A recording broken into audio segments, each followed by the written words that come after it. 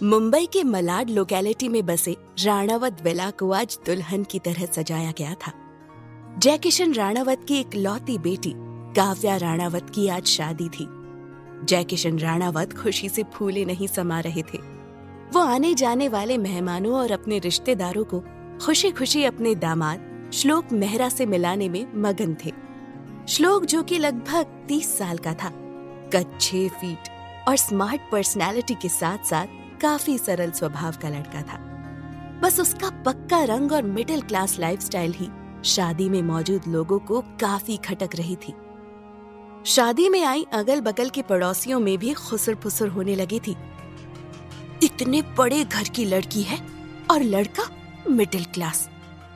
कोई बोल रहा था, भला ये भी कोई जोड़ हुआ? किसी दूसरे ने टोका, हाँ और क्या, लड़की चांद जैसी सफेद है और लड़का देखो कोयले की भट्टी में झोंक दिया गया हो इसे जैसे। तीसरे ने रहस्यमय अंदाज में कहा, कहीं जयकिशन साहब की लड़की का दिल तो नहीं आ गया था इसके ऊपर? ये मिडिल क्लास लड़के बड़े चालाक होते हैं, अमीर लड़की देखी नहीं कि फंसा ली। इसी तरह की न जाने कितनी बातें शादी हॉल में श्लोक को सुनने मिल रही थी।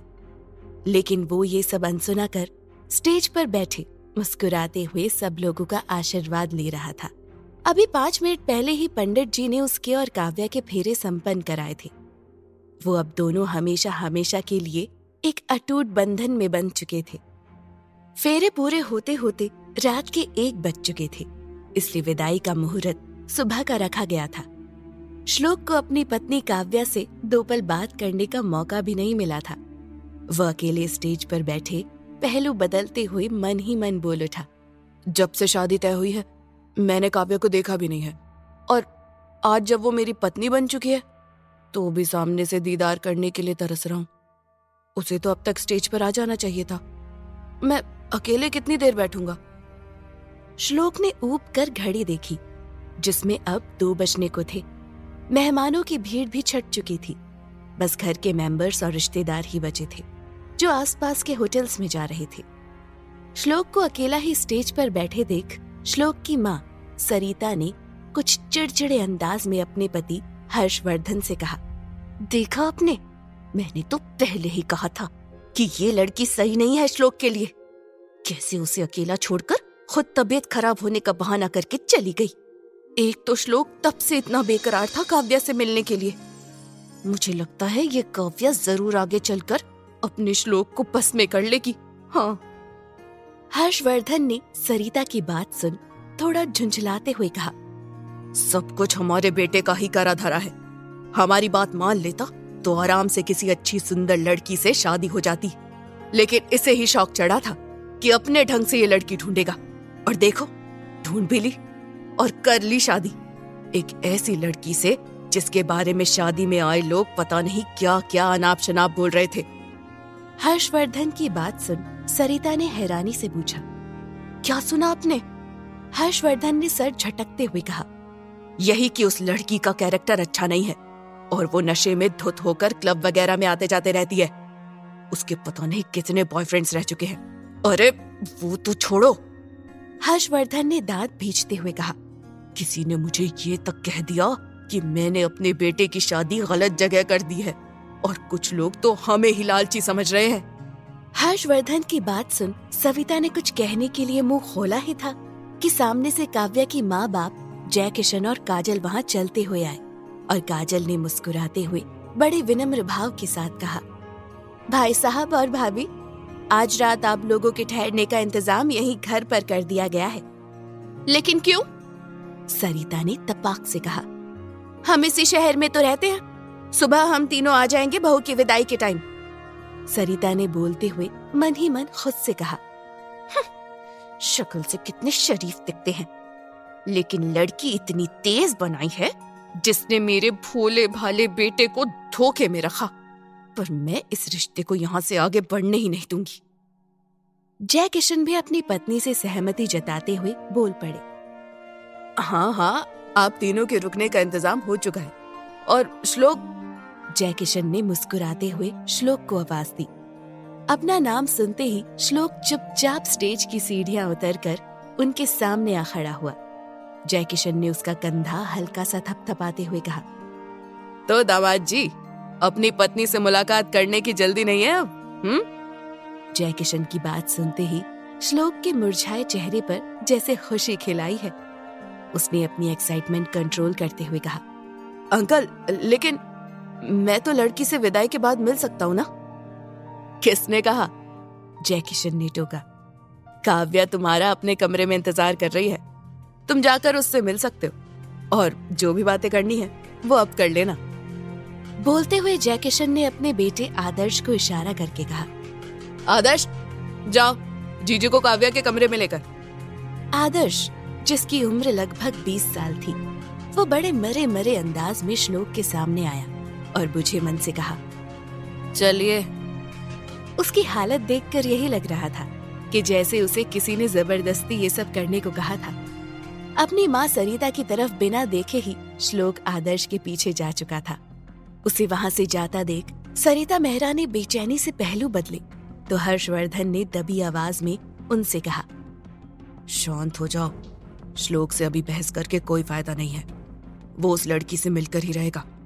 बस प्रार्थना करो कि कुछ ऐसा हो कि श्लोक को वो लड़की खुद ही पसंद न आए, फिर मैं जयकिशन राणावत को अपने बेटे की जिंदगी बर्बाद करने के जुर्म में केस ठोक कर अपना वो काम निकालूंगा जिसका इस जयकिशन को रत्ती भर अंदाजा भी नहीं होगा। इधर ऊपर मंजिल के बाईं ओर के तीसरे कमरे के दरवाजे के बाहर श्लोक खड़ा था। आदर्श उसे वहीं छोड़कर वापस नीचे चला गया था। श्लोक नर्वस हो रहा था, जिसकी वजह से अपने हाथ में पकड़े गुलाब को वो बार बार लड़की के दरवाजे को दिखाते हुए बड़बड़ा रहा था। हाय काव्या, नहीं, ये अच्छा नहीं लग रहा। हाय स्वीटी, हाय माय लव। नहीं यार, फिर खुद को डपटते हुए कहा, क्या कर रहा है श्लोक? बस गुलाब देकर कहना है कि मेरी जिंदगी में आने के लिए बहुत बहुत शुक्रिया मिसेस काव्या मेहरा। उसने लंबी सांस छोड़ते हुए खुद से कहा, चल फिर से ट्राई करते हैं। लगभग 10 मिनट लगे श्लोक को अपनी हिम्मत जुटाने में। फिर उसने धीरे से दरवाजे का नॉब घुमा दिया। अंदर कमरे में अंधेरा पसरा था। उसे कुछ अजीब सा लगा। अंकल ने तो कहा था कि यहाँ काव्या मेरा इंतजार कर रही होगी, लेकिन यहाँ तो अंधेरा पसरा है। क्या मैं गलत कमरे में आ गया हूँ? श्लोक ने अभी खुद से सवाल किया ही था कि अंधेरे कमरे में एक लड़की की आवाज गूंजी, बिल्कुल सही जगह पर आए हो पतिदेव। और साथ साथ कमरा रोशनी से जगमगा उठा। कुछ सेकंड लगे होंगे श्लोक की आंखों को रोशनी में एडजस्ट करने के लिए, और जैसे ही उसने अपनी खुली आंखों से सामने देखा, सामने का नजारा देख उसके होश उड़ गए। सामने बिस्तर के बीचों बीच काव्या जरूर बैठी थी, लेकिन बिस्तर पर सजे फूल उसने नोच फेंके थे, और तो और उसने अपने चोली के नीचे शॉर्ट्स पहन रखा था। लहंगा फर्श पर फैले बेदर्दी से नोचकर फेंके गए उन बेजान फूलों के बीच गिरा हुआ था। कमरे की हालत काफी बदतर थी, लेकिन काव्या बाएं हाथ में दारू की बोतल थामे बड़ी ही बेफिक्री अंदाज में बोली, हे मिस्टर हस्बैंड, तो कैसा लगा अपने वाइफ से मिलकर? वाइफ? श्लोक तो जैसे हक्का बक्का रह गया। उसने बुदबुदाते हुए कहा, ये कैसे हो सकता है? क्यों, यकीन नहीं आ रहा है? काव्या ने दारू की बोतल मुंह पर लगाई और एक घूंट भरते हुए कहा, यकीन तो मुझे भी नहीं हो रहा था कि तुम जैसे लड़के को एक पल के लिए भी कैसे लगा कि काव्या राणावत तुम जैसे मिडिल क्लास के लोगों से कोई रिश्ता रखेगी। काव्या की बात जैसे हथौड़े की तरह श्लोक के दिल में पड़ी। हाथ में पकड़े गुलाब को उसने अपनी मुट्ठियों में भींच लिया। गुलाब के कांटे उसके हथेली पर जा चुभे थे। काव्या ने श्लोक की तकलीफ को नजरअंदाज करते हुए नफरत भरे लहजे में कहा, तुम्हें मेरे डैड ने चाहे जितने भी पैसे दिए हैं मुझसे शादी करने के लिए, लेकिन मैं उनकी ये सौदे वाली शादी बिल्कुल भी नहीं मानूंगी। तुम मेरे पति नहीं हो। काव्या की बातें श्लोक के जहन को बुरी तरह से झंझोर रही थी। उसने भी अपनी कपकपाती आवाज को संतुलित कर पूछ लिया, लेकिन तुमने मुझे खुद पसंद किया था, फिर तुम ऐसा कैसे बोल सकती हो? पसंद? काव्या ने हंसते हुए कहा और दारू की बोतल हवा में हिलाते हुए कहा, मेरे पापा ने मेरा सौदा किया है तुमसे, लेकिन मुझे एक बात का अफसोस है कि डैड ने तुम्हें पूरी बात नहीं बताई। शायद इसलिए तुम मुझसे शादी करने के लिए मान गए। कौन सी बात? श्लोक ने भराई आवाज के साथ पूछा। काव्या ने बेपरवाह अंदाज में कहा, यही कि तुम एक ऐसी लड़की से शादी कर रहे हो जिसकी पहले भी एक शादी हो चुकी थी, यानी कि ये मेरा पुनर्विवाह है। बोलते हुए काव्या नशे में जोर जोर से हंसने लगी और कमरे में खड़ा श्लोक बस एक टक उसका चेहरा ताकता रह गया। श्लोक और काव्या का ये पुनर्विवाह सच में सौदा था या नियति ने दोनों की डोर बांधी थी? इतना बड़ा धोखा मिलने के बाद क्या श्लोक काव्या को छोड़ देगा या कुछ अनजानी यादें बनेंगी इनके पुनर्विवाह की डोर?